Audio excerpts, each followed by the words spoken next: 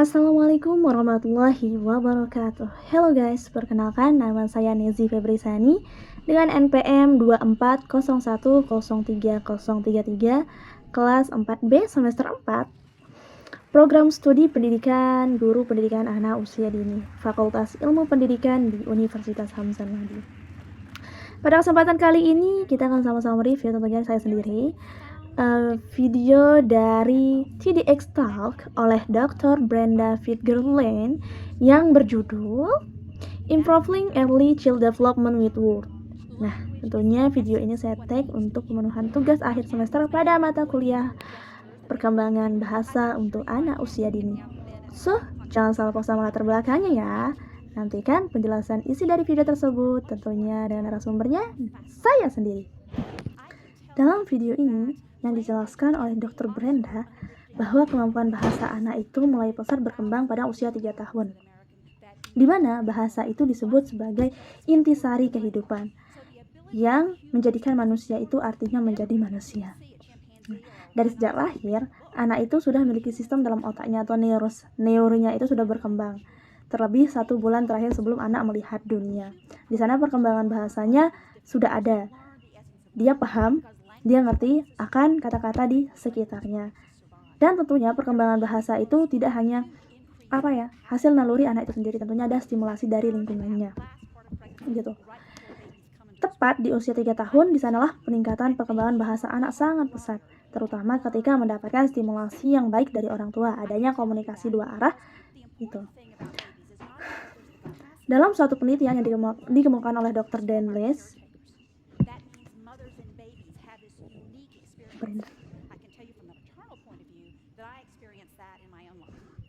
dalam video ini, Dr. Brenda juga menekankan bahwa kemampuan bahasa bukan hanya sekedar berkomunikasi biasa, tetapi di sana juga ada kemampuan literasinya, serta itu sebuah bukti bahwa keberhasilan anak itu untuk menjalani masa depannya. Gitu yang disinggung oleh Dr. Brenda dalam video ini. Disinggung juga penelitian yang pernah dilakukan oleh Hart and Resley, di mana dia itu meneliti tentang kesenjangan pendapatan dalam suatu negara. Dia menyinggung perbedaan perkembangan bahasa di lingkungan anak yang tumbuh di keluarga profesional dengan anak yang tumbuh di biasa-biasa. Dalam penelitiannya itu, dia melakukannya selama 3 tahun dengan mengambil 1 hari itu 1 jam dan meneliti 42 keluarga. Nah, di setiap keluarga itu dia menelaah bagaimana komunikasi 2 arah antara orang tua dengan baik selama 1 jam per hari per keluarga. Dan tentunya dia menemukan kesenjangan antara keluarga yang profesional itu dengan keluarga yang sederhana atau biasa-biasa. Kesenjangannya itu di mana? Jadi, di keluarga profesional, orang tua dan anaknya itu berkomunikasi sampai bisa dikatakan 600 kosakata per hari gitu.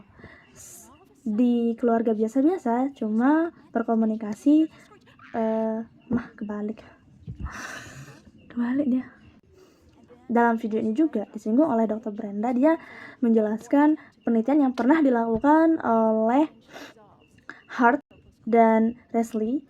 Nah, kedua peneliti ini melakukan kesenjangan perkembangan bahasa di kalangan masyarakat pada negara itu. Dia mengambil subjek dengan anak usia 3 tahun terakhir sampai 7 tahun dengan 42 keluarga. Ia melakukan penelitian itu selama 3 tahun dan memiliki target 1 hari 1 jam untuk menganalisis dalam 1 keluarga. Ternyata begitu pentingnya pengaruh keluarga terhadap perkembangan bahasa pada anak usia dini. Dia menemukan bahwa di kalangan profesional dengan di kalangan keluarga biasa-biasa itu beda. Di kalangan profesional per jam itu orang tua bisa berkomunikasi dan berinteraksi dengan anak itu sampai 2000 kata per jam. Sedangkan di keluarga yang sederhana, dia cuma berkomunikasi dengan anaknya cuma 600 kata per jam. Penelitian ini tidak sia-sia, ternyata dari kalangan keluarga kita dapat melihat bahwa kesenjangan bahasa atau perkembangan bahasa anak itu sangat signifikan ya.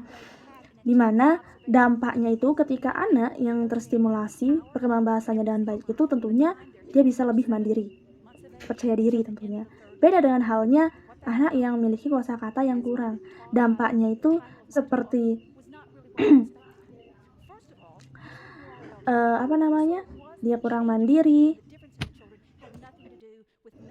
Dan dalam penelitian ini juga menemukan bahwa perkembangan bahasa anak itu bukan disebabkan atau faktornya gitu, bukan dari gennya atau perkembangan fisiknya gitu, atau bahkan kaya rayanya, dibelikan mainan dan sebagainya, itu tidak berpengaruh kepada perkembangan bahasa anak. Tapi yang sangat berpengaruh ke perkembangan bahasa anak itu adalah interaksi anak tersebut dengan orang tuanya. Itu yang dikemukakan dalam penelitian itu. Begitu teman-teman. Adapun dampaknya ketika anak yang memiliki perkembangan bahasa yang lebih bagus, tentunya dia bisa menjadi lebih mandiri. Selain mandiri, dia juga bisa jadi percaya diri. Setelah percaya diri, dia akan mampu meraih prestasi. Itu dia. Bedanya dengan anak yang memiliki perkembangan bahasa yang kurang itu dia lebih canggung, tidak percaya diri, menutup diri, dan bahkan banyak hal lainnya juga. Padahal kalau kita paham akan pentingnya perkembangan bahasa pada anak usia dini itu sangat menguntungkan bagi si anak. Terutama ketika anak mendengar satu kata yang berulang-ulang kali, itu akan menstimulasi jaringan neuro yang ada di dalam otaknya. Semakin lama anak mendengar kosakata yang sama, semakin kuat neuro itu menjalin jaringan dalam otaknya, dan itu akan cepat diingat ketika proses pembelajaran berlangsung. Beda halnya ketika kosakata atau kalimat yang stimulasinya kurang disebut, maka neuro yang dalam otaknya itu bakal melemah. Setelah melemah, lama-lama mati dan menghilang.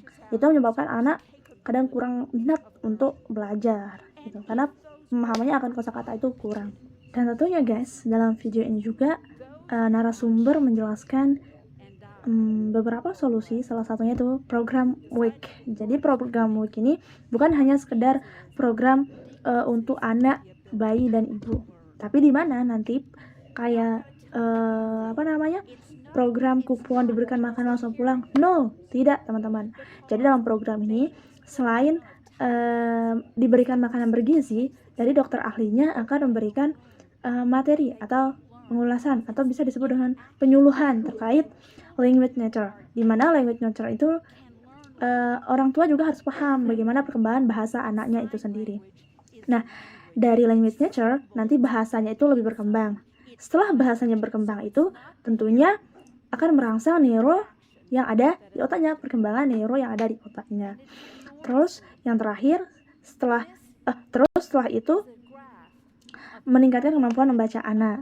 Dengan meningkatnya kemampuan membaca pada anak itu akan menunjang pendidikan si anak itu sendiri dan menuju kesuksesan sampai perguruan tinggi. Nah, itu yang disinggung oleh narasumber yang menyampaikan dalam video ini.